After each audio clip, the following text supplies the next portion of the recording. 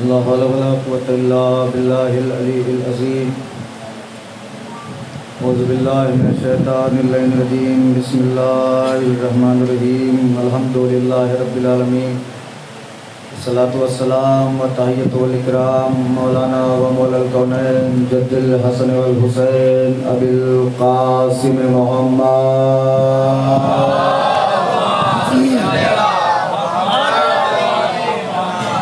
पहले बैते तय्यबीन ताहिरीन अलमासूमीन अलमज़लूमीन व लअनतुल्लाहि अला अदाइहिम अजमईन। अल्लाहुम्मा लना वला ज़ालिमिन ज़ल्म हक़्क़ मुहम्मदिन व आलि मुहम्मदिन व आखिर ताबिईन लहु वला ज़ालिका। अल्लाहुम्मा लनिल इसाबतल्लती जाहदतिल हुसैन अलैहिस्सलातु वस्सलाम व शायअत व बायअत व ताबअत अला क़त्लिही। अल्लाहुम्मा लनहुम जमीआ अल्लाहुम्मा लनहुम जमीआ अल्लाहुम्मा लनहुम जमीआ अल्लाहुम्मा लन जिब्त व तागूत अल्लाहुम्मा लन जिब्त व तागूत अल्लाहुम्मा लन जिब्त व तागूत। अम्मा बादु फ़क़द क़ाल अल्लाहु तबारक व तआला फ़ी मुहकम किताबिहिल मजीद वल फ़ुरक़ानिल हमीद। बिस्मिल्लाहिर रहमानिर रहीम। व तुइज़्ज़ु मन तशा व तुज़िल्लु मन तशा। सल्लल्लाहु अलैहि वसल्लम।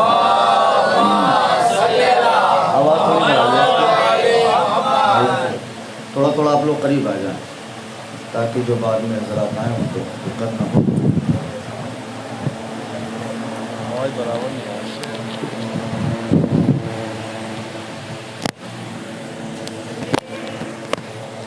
एक बुलंदतरीन सलवात मिल के पढ़े।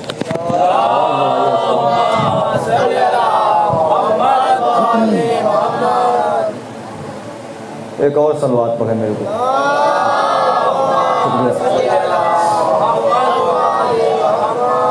हज़रत गिरामी क़द्र मोअज़्ज़िज़ सामिईन इकराम वाजिबुल क़द्र सामिईन दुआए बीबी सैयदा सलामुल्लाह अलैहा और मुस्तहिक़ीन जन्नत।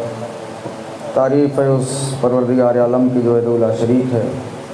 करम है चारदा मासूमीन अलैहिस्सलातु वस्सलाम का जो लाज़वाल और बेमिसाल। परवरदिगार आलम का लाख लाख शुक्र है कि उसने हमें अली का शिया बनाया।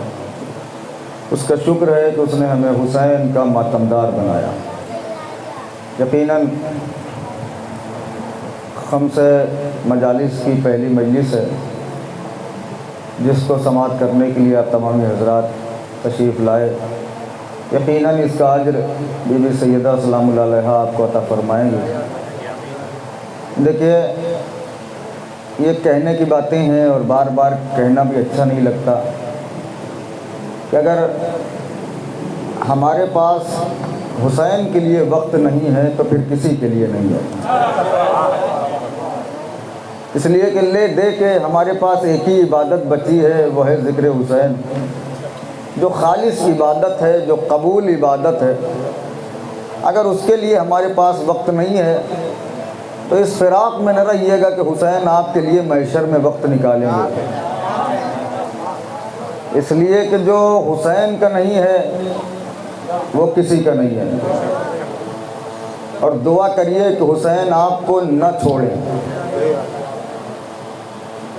24 घंटा ये दुआ किया करिए कि हुसैन हमको अपनाए रहें, हुसैन हमको छोड़े ना।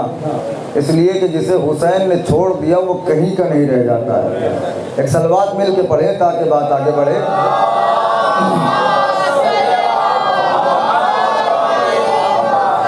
इसलिए कि चौराहों पर गीबत करना और मजलिस में बैठ के ज़िक्र हुसैन सुनना और हमारे पास चौराहों पर बैठने के लिए वक्त है, हमारे पास गीबत के लिए वक्त है, हमारे पास लड़ाई झगड़े के लिए वक्त है।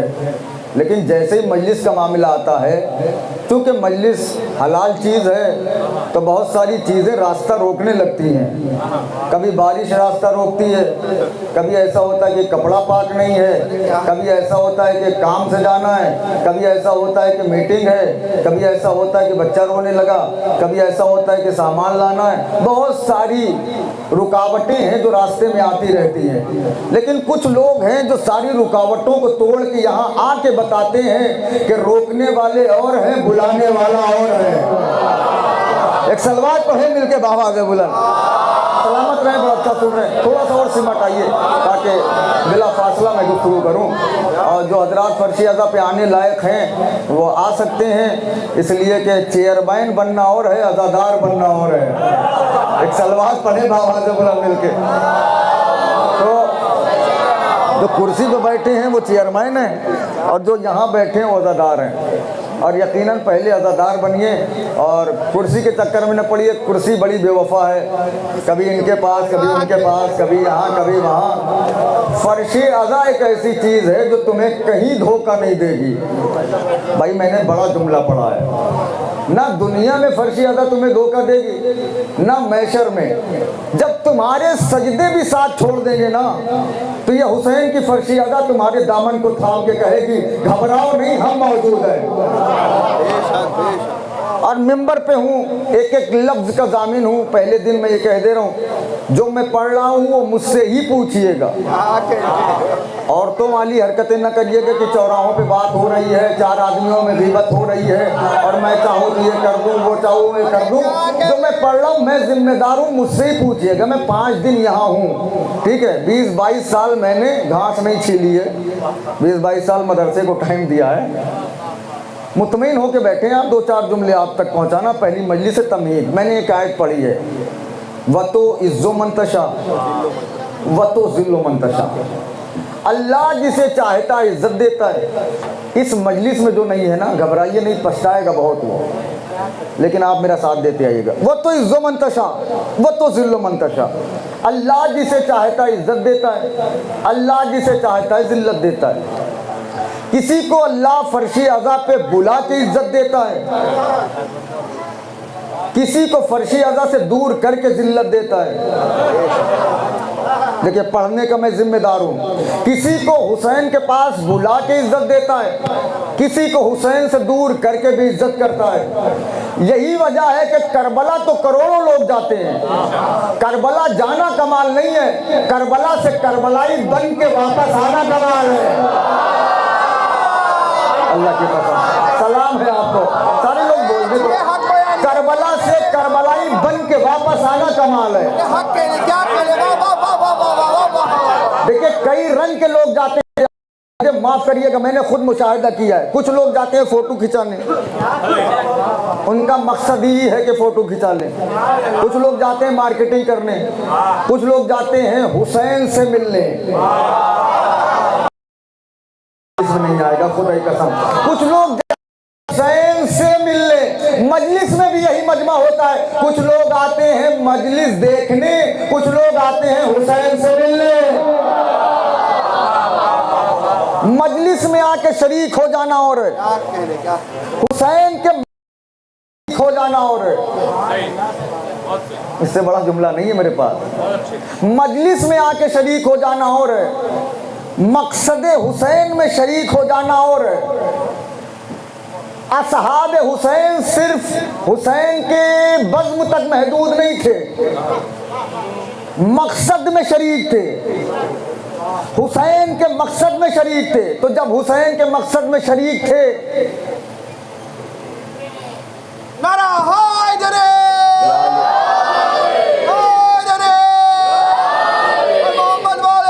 भाई सही चल रहा था, ये स्लो क्यों कर दिया?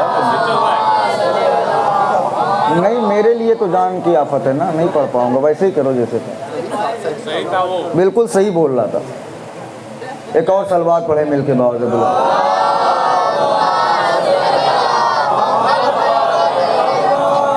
हुसैन की मजलिस में आना और है, हुसैन के मकसद में शरीक होना और है। हुसैन के मकसद में शरीक थे असहाबे हुसैन। तो हुसैन ने चिराग बुझा के कहा चले जाओ, कोई उठा ही नहीं, किसी ने करवट भी नहीं बदली। क्यों? इसलिए कि ये हुसैन के मकसद में शरीक है। हुसैन ने क्या कहा था? नमाजें क्यों पढ़ते हो? कहा जन्नत मिल जाए। रोज़ा क्यों रखते हो? कहा जन्नत मिल जाए। हज क्यों करते हो? कहा जन्नत मिल जाए। जबकि गारंटी नहीं है कि मिले कि न मिले। भाई थोड़ा सा मुतवज्जे हो, गारंटी नहीं है कि मिल ही जाए, लेकिन हुसैन लिख के दे रहे हैं कि मैं जमानत ले रहा हूं तुम जन्नती हो। लेकिन कोई एक आदमी उठ के नहीं गया। क्यों नहीं गया? इसलिए कि असहाब हुसैन ने देखा कि जन्नत तो हमसे करोड़ों कदम पीछे है। अब यही है कि चले गए हैं आप, जन्नत तो हमसे बहुत पीछे रह चुकी है, हम तो जन्नत से आगे निकल गए हैं। कहा क्यों? कहा ये आयत बता रही है, या अय्युहन नफ्सुल मुतमइन्ना इरजाई, ए मेरे हुसैन पलट आओ। पलटने के लिए वहां कहा जाता है जहां इंसान आगे निकल गया हो। बात नहीं पहुंचेगी तो मैं बंद कर दूंगा खुदा की कसम। जहां इंसान आगे निकल गया हो, पलटने के लिए किसे कहा जाता है? आगे चला गया। अल्लाह कह रहा है हुसैन इरजाई, हुसैन पलट आओ। जो सरहदें सब्र खींची गई थी ना, हुसैन उसको पार कर चुके थे।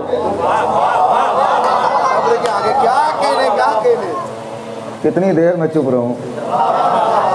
हुसैन पार कर चुके थे। यही वजह है कि अय्यूब पीछे, याकूब पीछे, हाजरा ज़ैनब से पीछे।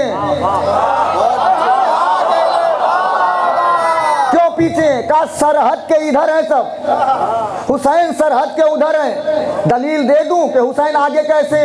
अकबर की कुर्बानी लिखी गई थी, बर्छी खींचना नहीं। भाई मेरी बात पहुंच जाए तो आप थोड़ा सा मेरा साथ दें, इसलिए कि बड़ी पेचीदा बात कर रहा हूं। अल्लाह क्या कह रहा है? वह तो इज्जो मंतशा, वह तो जिल्लो मंतशा, जिन्हें आना था वो आ गए। अल्लाह ने कहा हम जिसे चाहेंगे इज्जत देंगे, हम जिसे चाहेंगे जलील करेंगे। अल्लाह ने ये चीज बंदों के हाथ में नहीं रखी। एक तो रिस्क, दूसरे इज्जत और जिल्लत। अगर ये किसी बंदे के हाथ में होती तो वो अकेले ही अमीर भी होता, अकेले इज्जतदार भी होता। क्या कहने भाई जो पहुंच गए उन्हें सलाम है, जो नहीं पहुंचे उन्हें दुआ है कि मेरे साथ चले। वो अकेले इज्जतदार भी होता। कहने लगे क्यों? का जो समाज अपने बाप की इज्जत ना करे। भाई हक बयानी तो सुननी होगी। जो समाज अपने बड़े भाई को इज्जत ना दे, वो पड़ोसी को इज्जत क्या देगा? वो अकेले ही इज्जतदार होता। यहाँ तो पूरा पूरा दिन गीबतों में गुजरता है, और गीबत एक ऐसी चीज है जिसे हम गुनाह ही नहीं समझते। अच्छा ये कहा जाता है नहीं कि अगर हम इनके बारे में उनको बता दें तो ये हो जाएगा, वो हो जाएगा। क्या हो जाएगा? गीबत ही तो करोगे, और गीबत है हराम। अल्लाह ने कहा ये चीज हमारे हाथ में है। तो अब ये बात तो खुल गई ना कि चौराहों पर गीबत करने से कोई जलील नहीं होता। तो समझ रहे हो, मेरा साथ दो। किसी मोमिन को गाली देने से कोई जलील नहीं होता। किसी मोमिन की बेइज्जती करने से मोमिन जलील नहीं होता। अब आपके और हमारे मौला मौलाए मुत्तकियान इरशाद फरमाते हैं, अबू ज़र जब तुम्हें कोई गाली दे तो सुन के आगे बढ़ जाओ। कहा मौला क्यों? कहा उसने अपना तारुफ करवाया है। अब ये मलाड वाले हैं और कोई है, मेरी समझ में नहीं आ रहा। उसने अपना तारुफ करवाया, इससे पहले कि तुम उसी लहजे में तारुफ करवाओ, आगे बढ़ जाओ। उसने गाली दी तो समझ में आया माँ कैसी है, बाप कैसा है, खानदान कैसा है, परवरिश कैसी है, ग़िज़ा कैसी है, लिहाजा तुम आगे बढ़ जाओ। मौला फरमा रहे हैं। एक चीज़ और है जो हम लोग बड़ी मुश्किल से करते हैं। मौला फरमा रहे हैं, सलमान जो तुमसे हसद करे। देखिए दो चीज़ें हैं इस्लाम में, एक हसद, एक रश्क। रश्क के लिए इस्लाम ने तारीफ़ की है, हसद के लिए लानत की है। हसद क्या है? किसी की अच्छी गाड़ी देखी, तन बदन में आग लग गई। किसी का अच्छा घर देखा, आग लग गई। आग उसके घर की वजह से लगी है, लड़ाई इनके घर में हो रही है। भाई थोड़ा सा मजलिस पढ़वाएं तो तमहीद गुजरे। किसी का बेहतरीन जॉब देखी, टेंशन में आ गए। अब मौला फरमा रहे हैं कि यह है हसद। रश्क क्या है? रश्क ये है कि किसी की बड़ी गाड़ी देखी, घर देखा, फौरन हाथों को उठा के कहा परवरदिगार जब तू इसे दे सकता है तो मुझे भी दे सकता है। भाई बात आगे बढ़े थोड़ा सा। ये है रश्क। रश्क की तारीफ की है। मैं पिछली मजलिस से जोड़ रहा हूँ अपनी मजलिस को, बाकरिया की जो मजलिस थी, ये है रश्क। अल्लाह ने कहा रश्क करो, इसलिए कि मैंने उसे भी दिया है, मैं तुम्हें भी दूंगा। इसलिए कि मैं तो फिरौन को भूखा नहीं मारता, मैं शद्दाद को भूखा नहीं मारता, मैं नमरूद को भूखा नहीं मारता, मैं तो इन तीनों को भी रिस्क देता हूं। देखिए कितना समझदार मजमा है।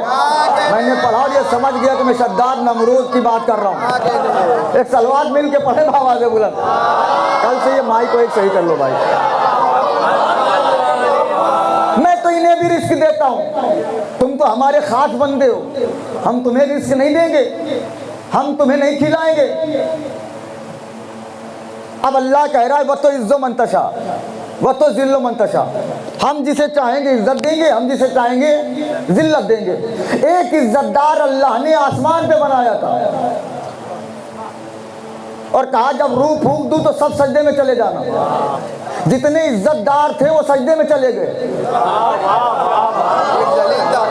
अब भी चुप हो गए यार, खुदा की कसम। जितने इज्जतदार थे सब सजदे में चले गए और जो बेगैरत था वो अकड़ गया, मैं सजदा नहीं करूंगा। परेशान ना होइए, हर समाज में एक ऐसा होता है, सारा समाज एक तरफ, वो अकेले एक तरफ। जो हम कहें वो हो। हमारे समाज की सबसे बड़ी मजबूरी क्या है बताऊं? जो सबसे कम चंदा देता है सबसे ज्यादा बार पूछता है चंदा कितना हुआ है। भाई कहाँ पढ़ूं जाके मैं? एक सलवार पढ़े बाबा से बुलंद मिलके।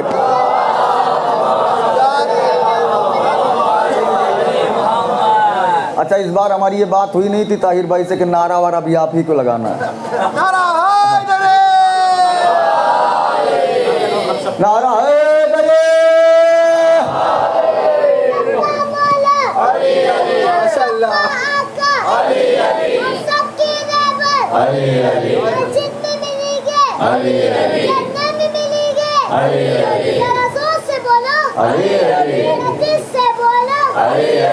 आ जाओ साहिल भैया, थकान उतर गई हो तो आ जाओ।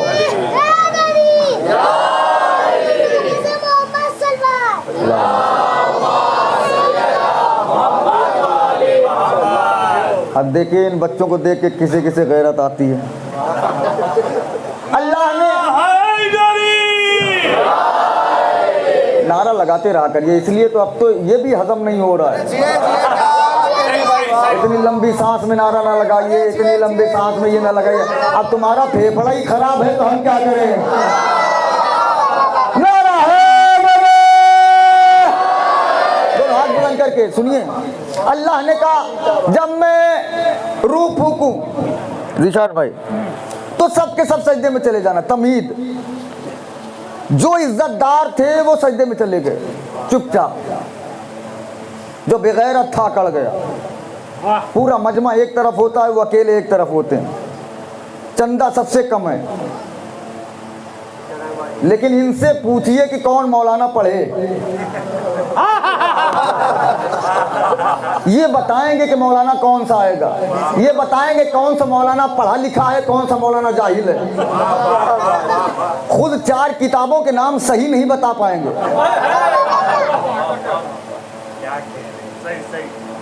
खुदा की कसम ये समाज है, इस समाज के चक्कर में न रहिए। यही समाज है जो अली के होते हुए दूसरों के पीछे चल रहा था।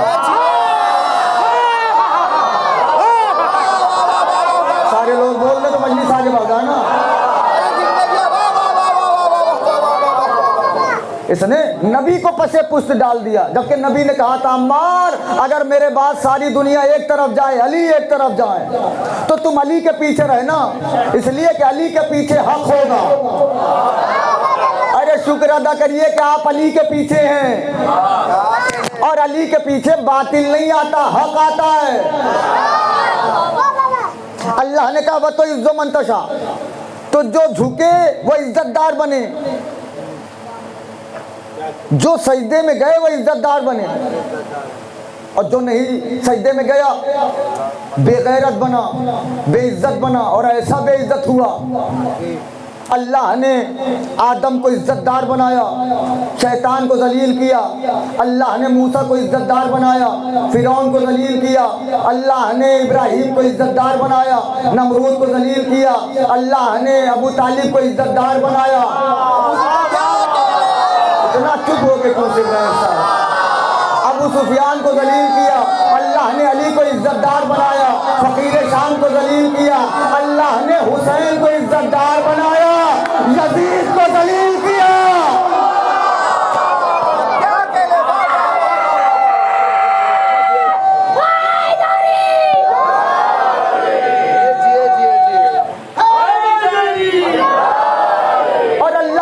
जिसे हम जलील कर दें, जो सोशल मीडिया पे हो, नहीं बोलोगे अफसोस होगा मुझे घर तक कि मैंने इशारा किया आप समझे नहीं। अल्लाह ने कहा जिसे हम जलील कर दें, उसे चाहे अंग्रेजी में तारीफ करो कोई फायदा नहीं,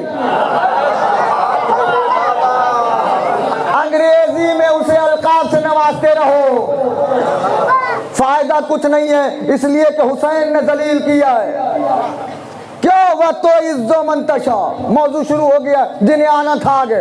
वह तो इज्जो मंतशा की, इम्तिहान ले रहा हूं कि मुझे कितनी देर आज पढ़ना है। वह तो इज्जो मंतशा की, वह तो जिल्लो मंतशा की तफसीर इससे अच्छी दुनिया में देखने को नहीं मिली कि जो यजीदी फौज सोच रही थी हुसैन के सर को काट के झुका दे, वही बुलंद करके चल रही थी।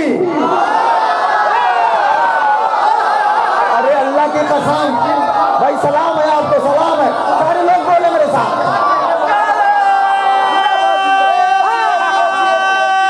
मिलकर जो यजीदी फौज सोच रही थी हम हुसैन के सर को झुकाएं, वही अपने हाथों में बुलंद करके चल रही थी। पूरा मजमा खड़ा हो जाए, जुमले की कीमत नहीं है। ये है तफसीर। वह तो इज्जो मंतशा, वह तो जिल्लो मंतशा। क्यों? वह तो इज्जो मंतशा, वो तो जिल्लो मंतशा। कितनी मजलिसें सुनते हो, हुसैन का सर है वो तो इज्जो मंतशा, यजीद की फौज है वो तो जिल्लो मंतशा। बुलंद करके चल रही है यजीदी फौज। क्यों? दुश्मन है, लेकिन इन्हें पता है कि आसमान जमीन पे नहीं आता। अल्लाह अकबर। ये दुश्मन है, लेकिन इन्हें पता है कि हुसैन का आसमान है। हुसैन इब्ने अली हाशमी और मुत्तलबी, मिलके हुसैन इब्ने अली हाशमी और मुत्तलबी, फख्र ज़हरा अली शान रसूल अरबी, हुसैन इब्ने अली मोहसिन दीन इस्लाम जिंदाबाद। हुसैन इब्ने अली मोहसिन दीन इस्लाम, तूने बतला दिया इंसान को जीने का मकाम। हुसैन इब्ने अली मोहसिन दावर तू है, फख्र ज़हरा अली शान पैगंबर तू है। हुसैनिया जिंदाबाद। दिए सलामत रहें। पहला दिन में क्या इस्तेमाल किया आपने? यजीदिया, यजीदिया, यजीदिया, आवाज़ बुलंद, नारे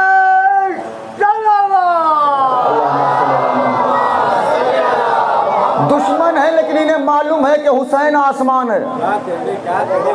साहिल भाई, आसमान जमीन पे नहीं आता, यही वजह है बुलंद करके चल रहे हैं। हुसैन न कल झुके थे, न आज झुके हैं, न कयामत तक कोई हुसैन को, न हुसैन वालों को झुका पाएगा। मैं मशी कर रहा था, मैंने चलते चलते एक जुमला मैंने ज़हन में आया, 820 में मैंने पढ़ा था, मौला अब्बास के हरम के पास भी पढ़ा था। जुमला यहाँ पढ़ रहा हूँ, जिम्मेदारी आपकी है। वहाँ मशी करते करते आप देखें हर जगह से एक दरिया निकल रहा है आज़ादारों का। हिंदुस्तान से एक दरिया चला, पाकिस्तान से एक दरिया चला, अमेरिका से चला, ईरान से चला, बसरे से चला, मक्के से चला, मदीने से चला, और इन तमाम दरियाओं के समंदर का नाम है करबला। कितनी देर चुप रहूं मैं, खुदा की कसम। इन दरियाओं के समंदर का नाम है करबला। रास्ते में मैं सोच रहा हूं ये इतने लोग इधर से उतने उधर से, उतने उधर से उतने उधर से, हर रास्ते पे सिर्फ अज़ादार हैं। ये करबला में जाएंगे कहाँ? लेकिन जब मैं शब अरबईन करबला में पहुंचा तो पूरा मजमा करबला में मौजूद था। मेरा दिमाग खराब हो गया कि इतने लोगों को करबला ने समेट कैसे लिया। अब छठे इमाम इरशाद फरमाते हैं करबला की जमीन एक गुलाब के फूल की तरह है, अज़ादार आते हैं तो पंखड़ियां बिखेर देती है। चुप होकर सुन लो, बोल के सुन लो, जिम्मेदारी तुम्हारी है। करबला की जमीन एक गुलाब के फूल की तरह है, अज़ादार आते हैं पंखड़ियां बिखेर देती है, चले जाते हैं समेट लेती है। छठे इमाम से कहा गया मौला ये खासियत कैसे है? कहा ये खासियत वही है जो चादर ततहीर में थी। चुप हो गए हो, कोई बात नहीं है। ये खासियत वही है जो चादर ततहीर में थी। कैसी खासियत मौला? का चादर ततहीर की खासियत थी मेरी जद्दा सर बंद करती थी पैर खुलता था, पैर बंद करती थी सर खुलता था। लेकिन उसी चादर में मोहम्मद आ गए, अली आ गए, हसन आ गए, हुसैन आ गए, फातिमा आ गई, वो जिब्रील भी आ गया जिसका एक पर मशरिक है दूसरा मगरिब।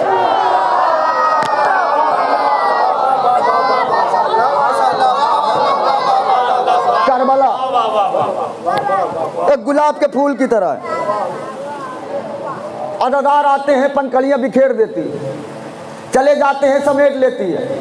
वहाँ आप मशी करते हुए नजर दौड़ाएं। जो लोग गए हैं, जो नहीं गए हैं, मौला उन्हें जल्दी बुलाएं। जितने भी पिलर हैं दोनों तरफ से शहीदों के फोटो लगे हैं। कोई इमाम हुसैन के हरम की दिफा में शहीद हुआ, कोई सीरिया में बीवी ज़ैनब की दिफा में शहीद हुआ। ये शहीदों के फोटो लगे हैं और छोटे छोटे बच्चे उन शहीदों को देखते हुए जा रहे हैं। ऐसी कौम को लोग डराते हैं कि मजलिस ना करो वरना मार देंगे। अरे पता नहीं कहाँ बैठ के जुमला सुन लिया आपने। ऐसी कौम को लोग डराते हैं कि मजलिस ना करो वरना मार देंगे, अरबईन ना हो वरना मार देंगे, जुलजना न निकालो वरना मार देंगे। तुम हमें क्या मार दोगे? अरे तुम्हारे मुल्क में इतने जिंदा लोग नहीं हैं जितना हमने शहीदों को संभाल रखा है।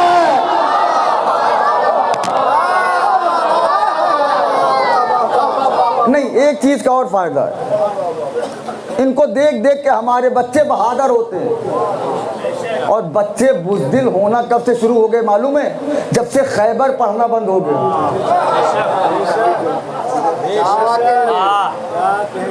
अब आप इतना चुप रहेंगे तो मैं कैसे पढ़ूंगा?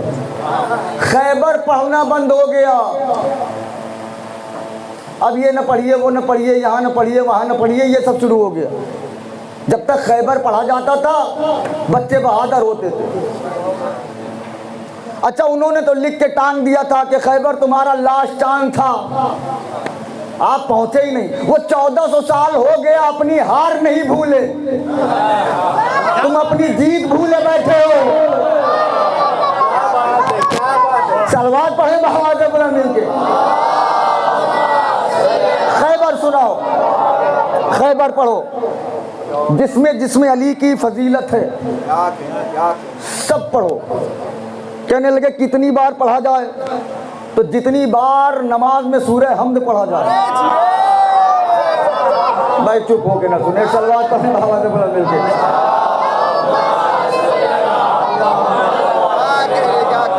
करबला एक अल्लाह के राज का नाम है, सुनिएगा। करबला अल्लाह के राज का नाम है।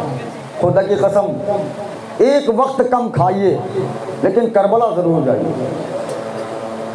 करबला जाइए तो लगता है कि बादशाह से बड़े हैं, बादशाह से बड़े लोग हैं जो मशी कर रहे हैं, उन्हें छोटा ना समझिएगा। कहा क्यों? कहा इसलिए कि बादशाह का जूता अमामे वाले साफ नहीं करते। पता नहीं कहाँ बैठ के जुमला सुन लिया आपने। चलिए मैं राजी हूँ आपसे, जो नहीं बोल रहे हैं कोई बात नहीं है। बादशाह का जूता अमामे वाले साफ नहीं करते, लेकिन वाहरेदार हुसैन, उस अमामे की इज्जत बढ़ जाती है जो हुसैन के अज़ादारों का जूता साफ कर दे।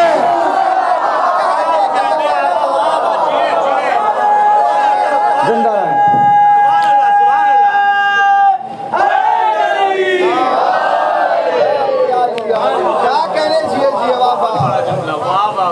चलिए फिर एक तोहफा पहली मजलिस में इसलिए पढ़ दे रहा हूँ कि ये न कहें कि मेरी हक तलफी हुई है। एक आलिम आरिफ अहले बैत के आरिफ है, बेपनाह मर्तबा करबला गए। जब वतन वापस लौट के आए, अब मैं नहीं जानता, मैं आपसे ये भी नहीं कहूँगा कैसे सुनना है, मैं देखूँगा किसके अंदर कितनी तड़प है। जब वतन वापस लौट के आए तो कुछ लोगों ने आके सवाल किया कि आप इतने दिनों से करबला जा रहे हैं, हुसैन का कोई मौजिज़ा बताइए। सुनिएगा और मुझे अफसोस न कराइएगा, हुसैन का कोई मौजिज़ा बताइए। उनका जवाब अजीब था। उन्होंने कहा इससे बड़ा मौजिज़ा और क्या होगा। कैसा मौजिज़ा? कहा सबसे बड़ा मौजिज़ा यही है कि हम हुसैन की जरी छू के चले आते हैं, हुसैन हमें कुछ नहीं कहते। भाई कहाँ पढ़ूं जाके ये सब, मैं दिल का दर्द है मेरे। हम हुसैन की जरी को हाथ लगा देते हैं, हुसैन हमें कुछ नहीं कहते, वरना हमारी औकात ये नहीं है कि हम जरी को हाथ लगाएं। हम इतने पाक नहीं हैं कि हुसैन की जरी को छुएं। अब फिर छठे इमाम का जुमला सुनिएगा, जैसे जी चाहे। छठे इमाम से कहा गया किबला, हम लोग तो कभी कभी डरते हैं जरी छूते हुए, अब अब्दुल्लाह हुसैन की। जाफर सादिक अलैहिस्सलाम ने कहा डरो नहीं, इसलिए हाय हाय सुनिएगा, कामिल ज़ियारत है। मौला फरमा रहे कि इसलिए कि जिसने करबला में हुसैन की जरी को देखा, उसने अर्श पे अल्लाह को देखा।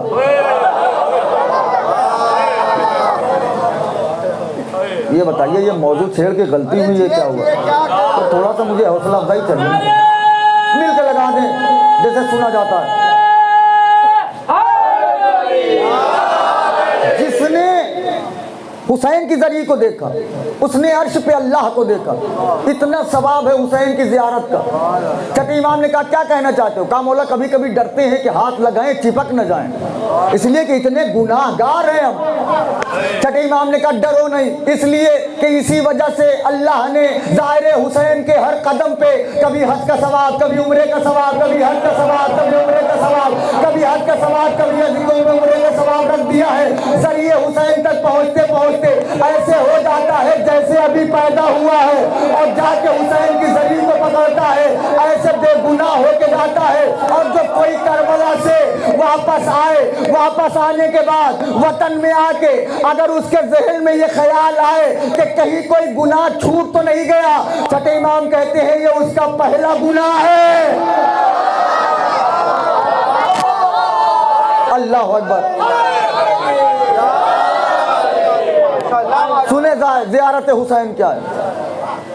छठे इमाम कहते हैं ये उसका पहला गुनाह है कि अगर ये सोचे कहीं कोई गुनाह छूट तो नहीं गया, हुसैन से मिल के आओ, गुनाह छूट जाए, गुनाह रह जाए, गुनाह बाकी रह जाए।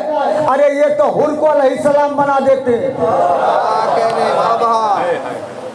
हुसैन से मिलने के बाद कोई गुनाह बचा रह जाए, ये मुमकिन नहीं है। मौला फरमाते हैं एक शख्स हुआ खड़ा होके, कहने लगा किबला आप ज़ियारत हुसैन की बात बता रहे हैं, मैंने 19 हज किए हैं, तोहफा है आपके लिए। 19 हज किए हैं। इस आलम में हज करता हूँ कि पैदल चलता हूँ, पैर फट जाते हैं, खून जारी हो जाता है, सूख के काटा हो जाता हूँ, जाके तवाफ़ करता हूँ, सब कुछ करके आता हूँ। 19 बार ऐसे हज कर चुका हूँ मौला। छठे इमाम ने कहा क्या चाहता है? कहा मौला इसका सवाब बता दो, इसका सवाब क्या है? छठे इमाम ने कहा एक हज इसी आलम में और कर। कहा मौला एक हज क्यों करूं?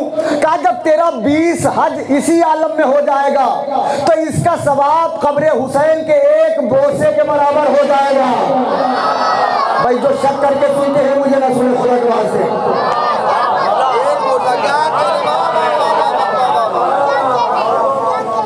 कब्र हुसैन के एक बोसे के बराबर। अच्छा ये बताइए कि हज करने जाइए तो एक ही हज है, ज़ियारत करने जाइए तो 70 हज क्यों? किसी रवायत में 70,000 हज क्यों? का इसलिए कि दुनिया जा रही थी हज करने, हुसैन जा रहे थे हज बचाने। अरे खुदा की कसम सलाम है आपको तो बोल रहे हो।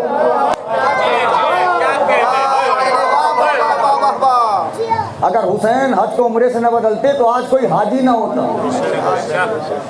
हुसैन की बारगाह में जाओ। कभी कभी तुमने देखा होगा, आज तमीद है, अज़ा खाने का दरवाज़ा ऐसे खुला होता है, तुम अंदर जाते हो, ज़ियारत करके वापस आ जाते हो। कभी इस तसव्वुर से देखना, यह अज़ा खाने का दरवाज़ा नहीं है। हुसैन आज भी अपनी बाहों को फैला के खड़े हैं, जिसे हुर बनना है वो आज़ा है। भाई हाथ नीचे न करे यार, खुद की कसम, तजर्बा किया करो। क्या कहने, क्या आंखों में आंसू हैं, या लिया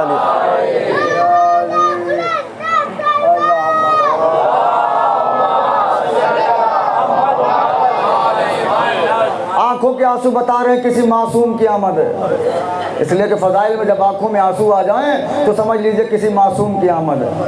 और कोई आए चाहे ना आए, वो बीबी तो आ ही जाती है, सबसे पहले आ जाती है।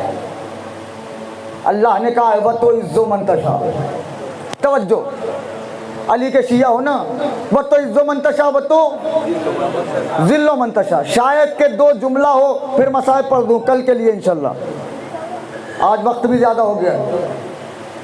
मौलाए कायनात बैठे हुए हैं। सलमान ने पूछा, जितने मारिफत वाले हो वो बोल देना, मुझे सुकून हो जाएगा। सलमान ने पूछा, मौला आपने कहा है कि मोहब्बत की अलामत है भरोसा। हर रिश्ते की जो बुनियाद है वो भरोसा है। अगर भरोसा नहीं है तो कोई रिश्ता नहीं चलता, चाहे मियाँ बीवी का रिश्ता हो, चाहे भाई भाई का रिश्ता हो, चाहे बहन भाई का रिश्ता हो, चाहे दोस्ती का रिश्ता हो। बोलिए ना मेरे साथ, सही कह रहा हूँ। भरोसा नहीं है तो वो खोखला रिश्ता है, बेकार है। मौला आपने कहा है कि हर रिश्ते का भरम है भरोसा। मौला ने कहा हाँ। कहा मौला ये बताइए इस वक्त आपका अल्लाह पे कितना भरोसा है? और ये सवाल का पूछा जा रहा है। 70 से 90 हज़ार मिंबर अली के खिलाफ बोल रहे हैं। अब भी चुप है आप। 70 से 90 हज़ार मिंबर अली के खिलाफ बोल रहे हैं। मौला ने मुस्कुरा के सलमान को देख के कहा, सलमान ये सोच के सवाल कर रहे हो कि 70 से 90 हज़ार मिंबर अली के खिलाफ बोल रहे हैं? कहा जी मौला, इसलिए कि ऐसा आलम है कि पूरी दुनिया आपके खिलाफ है। अब अली का जवाब सुनना और मैं आपका चेहरा पढ़ लूंगा। तो दो जुमला और पढ़ना है कि नहीं? मौला ने कहा, सलमान 70 हज़ार नहीं 70 लाख ले लो। 70 लाख नहीं 70 करोड़ ले लो। ए सलमान, अगर इस दुनिया का हर जबान रखने वाला इंसान मुझ अली की फजीलत को बयान करना बंद कर दे तो अली का अल्लाह पे इतना भरोसा है, अल्लाह जानवरों को जबान देगा, अल्लाह परिंदों को जबान देगा, अल्लाह जमीन को जबान देगा, अल्लाह आसमान को जबान देगा।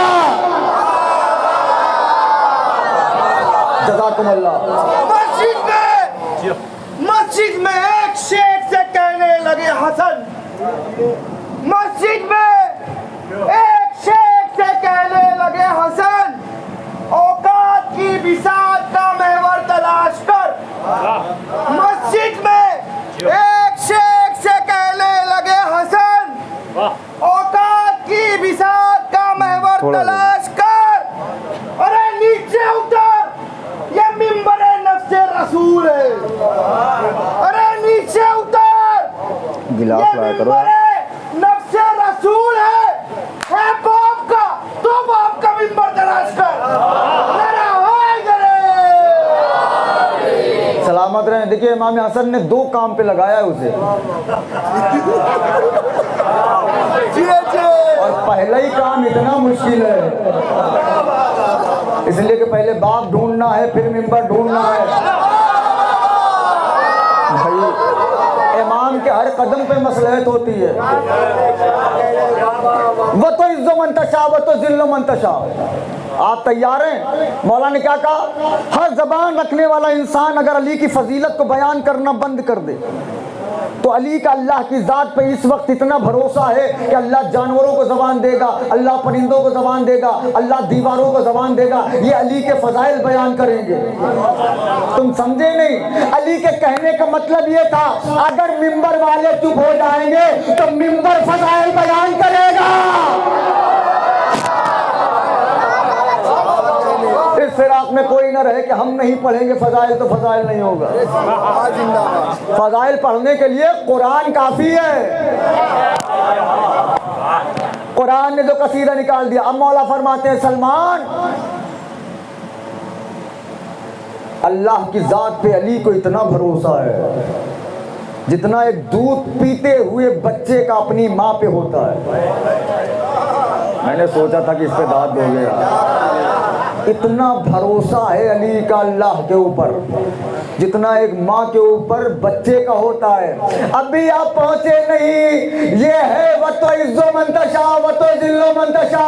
कल जिस मिंबर से अली को बुरा भला कहा जा रहा था, आज उसी मिंबर से अली के फजाइल हो रहे हैं, अली के दुश्मन पर लानत हो रही है। क्यों? व तो इज्जो मंतशा व तो जिल्लो मंतशा। अगर आप यहीं बैठे हैं तो मेराज पाओगे। मौला ने क्या कहा? अबू ज़र अगर कोई तुमसे हसद करे, यहीं से बात चली थी ना, तो सुबह सुबह जाओ दक्कुल बात करो उसके घर पे, दरवाज़ा खोले तो शुक्रिया अदा करो। मौला ये क्या बात है कि हमसे हसद भी कर रहा है, शुक्रिया भी अदा करे? कहाँ शुक्रिया अदा करो? इसलिए कि उसने तुमको बेहतर समझा। जो समझ गए हो बोले। अपने से बेहतर उसने समझा। अगर अपने से कम समझता तो हसद न करता। अफजल समझ रहा है इसलिए हसद कर रहा है, और उसकी नजर में तुम कुछ हो तब तो हसद कर रहा है। कहा मौला हासिद का दुनिया में हासिद की सजा क्या है? अब छठे इमाम के एक जुमला पढ़ देता हूँ। मौला फरमाते हैं कि हासिद की इससे बड़ी सजा क्या होगी? जब जब तुम्हारे घर में खुशी होती है उसके घर में मातम होता है। अरे नहीं पहुंची, मेरी बात नहीं पहुंची आप तक, बड़े सन्नाटे में सुन गए आप। जब जब तुम्हारे घर में खुशी होती है उसके घर में मातम होता है। तुम्हारे घर में खुशी है उसके घर में झगड़ा हो रहा है, बिना मकसद का टेंशन में है। क्यों? वजह मालूम है? अल हसदो याकुलुल ईमान कमा ताकुलुन नार वल हतब। हसद ईमान को ऐसे खाता है जैसे आग लकड़ी को खाए। हसद ईमान खाती है और ईमान है अली की मोहब्बत। यहीं तक तो मुझे लाना था और चेहरा पढ़ना था कौन कौन बोल रहा है। हसद है खाता ईमान, और ईमान है अली की मोहब्बत। इसका मतलब जो हासिद है वो शिया नहीं। मैंने तो फैसला सुना दिया, अब चेहरा भी पढ़ रहा हूं। जो हासिद है वो शिया नहीं, और जो शिया है हसद कर रहा है तो समझ लो कि शिया नहीं है। वजह हसद ईमान को खाती है, और ईमान है अली की मोहब्बत। क्यों? मस्जिद नबी में नबी ने कहा था, या अली हुब्ब कल ईमान। अली तेरी मोहब्बत ईमान है। या अली बुग़्ज़ का कुफ्र व निफाक। तेरा बुग़्ज़ कुफ्र है और निफाक है। पूरा अशरा चाहिए इस कुफ्र और निफाक क्या है जो नबी ने कहा है। चलिए, वह तो इज्जो मंतशा व तो जुल्म मंतशा की तफसीर में एक वाक़या आपको और सुना देता हूँ, ज़हमत तमाम करता हूँ। एक नाम सुना होगा आपने, हुज्र इब्ने अदी।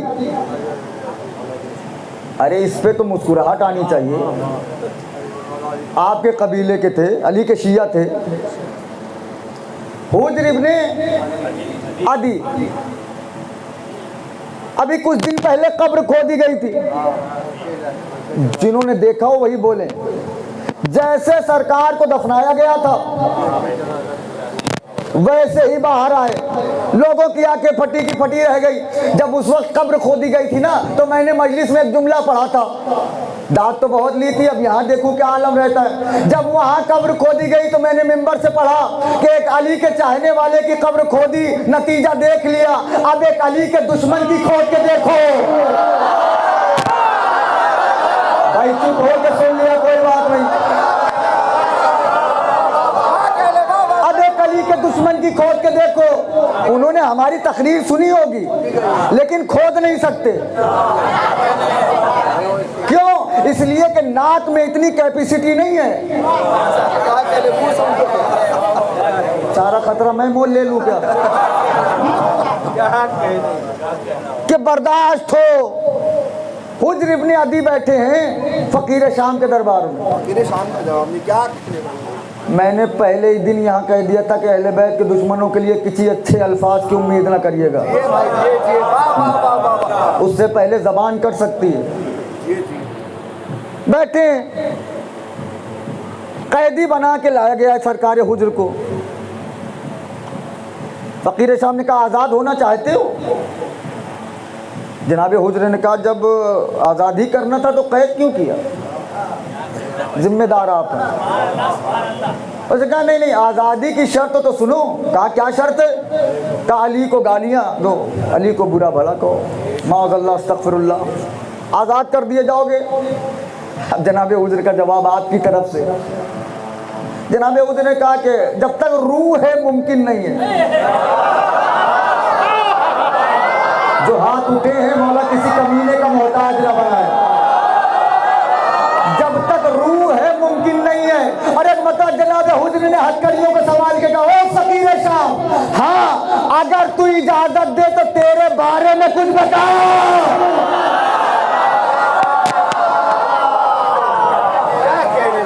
और वो बताऊं जो मेरे सरकार अली ने बताया है। कहने लगे जल्दी से कैद खाने में डालो, इससे पहले कि जबान खुले कैद खाने में डाल दो। जनाब हुज्र को कैद खाने में ऐसे रखना, ऐसे, हाँ ठीक है। जनाब हुज्र को कैद खाने में डाल दिया गया। एक साहब अक्लमंद बन रहे थे बगल में, कहने लगे हुज्र बड़े बेवकूफ़ हो। कहा क्या हुआ? कहा इतना अच्छा मौका आया था तुमने गंवा दिया। कहा कौन सा मौका? कहा क्या करना था? अली को बुरा भला तो कहना था। हुज्र ने कहा ये मुझसे नहीं होगा। कहा अभी देखो अक्लमंदी किसे कहते हैं, मैं आज़ाद होकर दिखाऊंगा तुम्हें।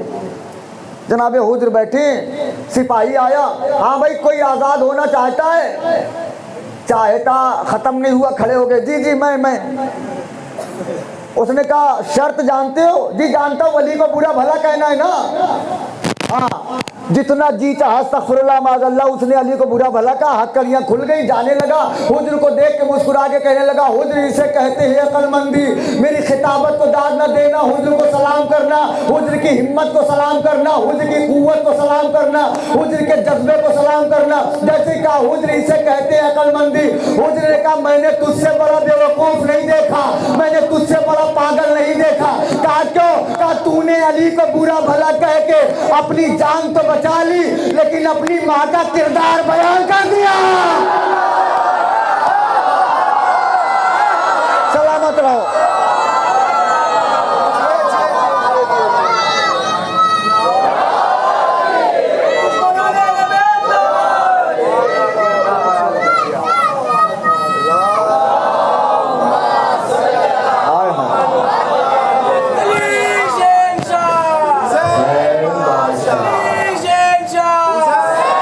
सुकून वाला नारा मिलके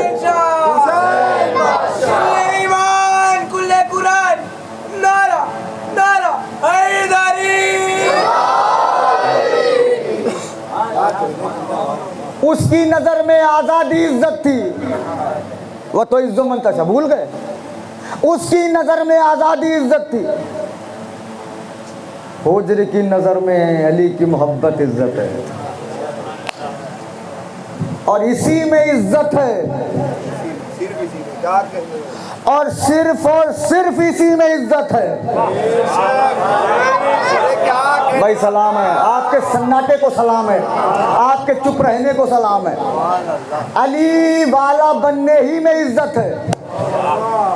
इसलिए कि हाय हाय अतुल्ला बहरुल उलूम का एक जुमला सुना दूं। वो कहते हैं नजफ और करबला दोनों बादशाह है ना, बोले नजफ में भी बादशाह, जिस बादशाह का नाम अली है। करबला में एक बादशाह है, उस बादशाह का नाम हुसैन है। वो कहते हैं कि अल्लाह का जलाल देखना हो तो नजफ देखो। अब मैं समझूंगा कहाँ हैं आप। अल्लाह का जलाल देखना है तो नजफ देखो, और अल्लाह का करम देखना हो तो करबला देखो। हाय हाय हाय। अल्लाह का जलाल नजफ, अल्लाह का करम करबला। वो कहते हैं दोनों बादशाह हैं, लेकिन दोनों की शहर में फर्क है। मैं नहीं पढ़ रहा हूँ, आयतुल्लाह बहरुल उलूम कह रहे हैं दोनों के शहर में फर्क है। नजफ में तुम्हें हाथ फैलाना पड़ेगा,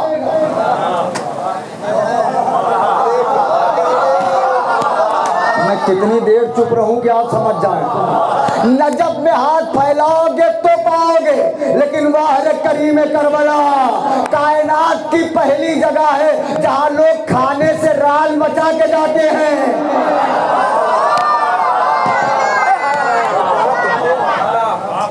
जहां खाने से लोग जान छुड़ा छुड़ा के भागते हैं,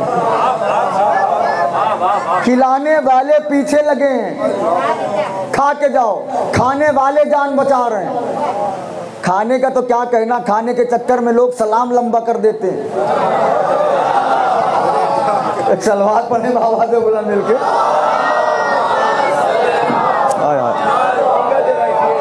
चलिए अब तोहफा आखिरी मसाइब पढ़ रहा हूँ, लेकिन मुझे अफसोस न कराइएगा, इसलिए कि इसी जुमले पे मेरे कल की तकवीयत टिकी हुई है। मुझे कल कितनी देर पढ़ना है।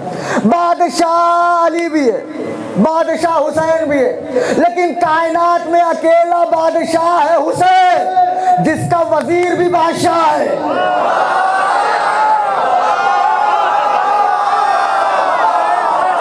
भाई मेरी बात पहुंच गई होती तो बोलते खुदा की कसम।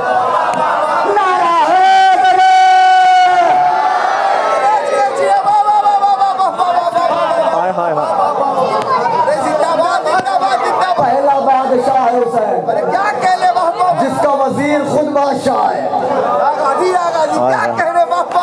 चलिए फिर एक तोहफा दे रहा हूं। कायनात में अकेला बादशाह है हुसैन, जिसका वजीर भी बादशाह है। अब्बास कौन है? का इमाम के दरबार के सामने जिसका अलग से दरबार लगाया जाए।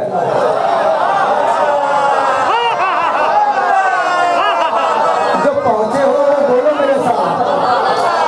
इमाम के दरबार के सामने किसी के दरबार की इजाजत नहीं होती, लेकिन हुसैन जिसके दरबार की खुद ख्वाहिश करे उसे अब्बास कहते हैं। देखिए ये है मार्फत। मेरे लाल सज्जाद जी बाबा, मेरे भैया का अलग से हरम बनाना, जैसा हरम मेरा हो वैसा ही हरम बनाना। बाबा क्यों? कहा वो हमारी माँ का बेटा है। जज़ाकल्लाह, खुदा इन आंसुओं को कबूल फरमाए। अब्बास हमारी माँ का बेटा है। और ऐसे नहीं, बीबी फातिमा ने वसीयत भी की है, अली अगर हमारे बाद फदक मिले तो अब्बास को हिस्सा जरूर देना, इसलिए तो मेरा बेटा है। हसन ने वसीयत की भैया हुसैन अगर फदक मिले तो अब्बास के बच्चों का हिस्सा रखना, इसलिए तो हमारी माँ का बेटा है। चलो पूरी जिंदगी रोगे ना तो बीबी की वसीयत पे आंसू पूरे नहीं होंगे। बीबी ने कुर्ता सिला था, मैंने पढ़ा था पिछले साल। बीबी ने कुर्ता सिल के कहा था अब्बास को पिना देना, और मालूम है क्या जुमला कहा था? अली अब्बास को जब कुर्ता पिनाना तो अब्बास से कह देना ये कुर्ता सैयदा ने एक हाथ से सिला है। जो पहुंच गए हो मातम करने लगते अली अब्बास से कहना ये कुर्ता फातिमा ने एक हाथ से सिला है। क्यों? एक हाथ पहलू पे होता था, एक हाथ से अब्बास का कुर्ता।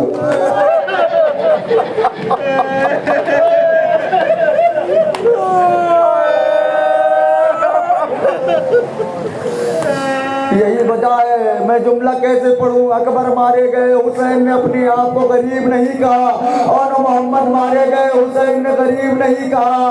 अकबर मार दिए गए, हुसैन ने गरीब नहीं कहा। लेकिन जब अब्बास के बाजुओं को उठाया, आसमान की तरफ बुलंद करके कहा, परवरदिगार गवाह रहना, हुसैन गरीब हो गया। जज़ाकुमुल्लाह, जज़ाकुमुल्लाह। फज़ाइल कैसे भी सुना करो, मसाइब जरा तड़प के सुना करो। इसलिए कि बीवी ने फज़ाइल की तमन्ना नहीं की। बीवी ने जब भी पूछा तो पूछा, बाबा मेरे लाल पर रोएगा कौन, बाबा मेरे लाल पर गिरिया कौन करेगा, बाबा मेरे लाल पर मातम कौन करेगा। एक जुमला पढ़ दूं। मोहम्मद फातिमा से कहते रहे, फातिमा हमसे कुछ मांग लो। फातिमा ने कुछ नहीं मांगा। अली कहते रहे, फातिमा हमसे कुछ मांग लो। फातिमा ने कुछ नहीं मांगा। जितने सैयद हो मुझे माफ़ कर देना। जिस फातिमा ने अपने बाबा से कुछ नहीं मांगा, जिस फातिमा ने अपने शौहर से कुछ नहीं मांगा, वो रुमाल लेके मजलिस में आती है, हर अदादार की आंखों के सामने, लाओ मेरे लाल के जख्मों का मरहम दे दो, मेरा हुसैन बहुत जख्मी है। जज़ाकल्लाह। खुदा आपकी हाय को कबूल फरमाए, खुदा आपके हाय को कबूल फरमाए, हुसैन के मरहम बनाए। अदादारों, हुसैन जब अब्बास के जनाजे पे आए हैं ना, खुदा किसी भाई को ये मंजर न दिखाए जो हुसैन ने अब्बास के जनाजे पर देखा। क्या देखा? जवान भाई बाजू कटा हुआ है, एड़ियां रगड़ रहा है। ये अदादारों, आप पहुंचे ही नहीं, हुसैन पहुंचे। हुसैन ने अब्बास के सर को अपने जानू पे रखा। तब मख्तल बताता है कि 3 मरतबा अब्बास ने सर को नीचे उतारा कि आका का जानू है, गुलाम का सर कैसे रहे। हुसैन ने कहा, अब्बास ये हुसैन का हुक्म है, अब सर न हटाना। पता नहीं ये जुमला कैसे सुना आपने। अब्बास सर न हटाना। अब्बास कोई तमन्ना हो तो बताओ। कहा, आका दुनिया में आया था तो आपको देखा था, चाहता हूँ इस दुनिया से जाऊं तो आपकी ज़ियारत करके जाऊं। कहा, मेरे भाई ज़ियारत करो। कहा, आका कैसे करूं, एक आंख में तीर लगा है, एक आंख में खून भरा है। अब्बास का लंबी आना है, आपको ज़ियारत भी करनी है, खून भरा है। नहीं, मैं उनसे सवाल कर रहा हूँ जिनकी आंखों में कभी एक दिन का पड़ा हो और उन्होंने अपने हाथों से उस तिनकों को निकाला हो। अब वो तसव्वुर करें, अगर किसी की आंख में तीर लग जाए और उसके दोनों हाथ मौजूद ना हो। हुसैन ने अपनी अबा के दामन से अब्बास की आंखों को साफ किया। अब्बास ने हुसैन को देखा, चाहते हैं कि रूह परवास कर जाए। हुसैन ने कहा, अब्बास जाना ना। क़यामत का मसाइब पड़ा, अब्बास अभी जाना नहीं भैया। जी आका बताइए। कहा, अब्बास तुमने अपना अरमान पूरा कर लिया, हुसैन का अरमान कौन पूरा करेगा। कहा, आका कैसा अरमान। कहा, अब्बास तूने हुसैन को भाई नहीं कहा, एक बार भाई कह के बुला दो। अब्बास ने मदीने का रुख करके कहा, आका अम्मा उम्मुल बनीन ने मना किया था अब्बास को भाई न कहना। ये जुमला सुनना था, सराहने से फातिमा की आवाज आई, ए अब्बास, अरे तू उम्मुल बनीन का बेटा नहीं है, मैं फातिमा ज़हरा तुझे हुक्म देती हूँ, मेरे हुसैन को भाई कह दे। अरे मेरा हुसैन लाशें उठा उठा के थक गया है, अकबर के सीने से बर्छी निकाल के मेरा हुसैन टूट गया है। लो दादारो, अब्बास ने भाई कहा, अजब नहीं खैमे का पर्दा हटा हो, ज़ैनब की आवाज आई हो, ए मेरे गैरतदार अब्बास, तूने कभी हमें बहन नहीं कहा, अगर हो सके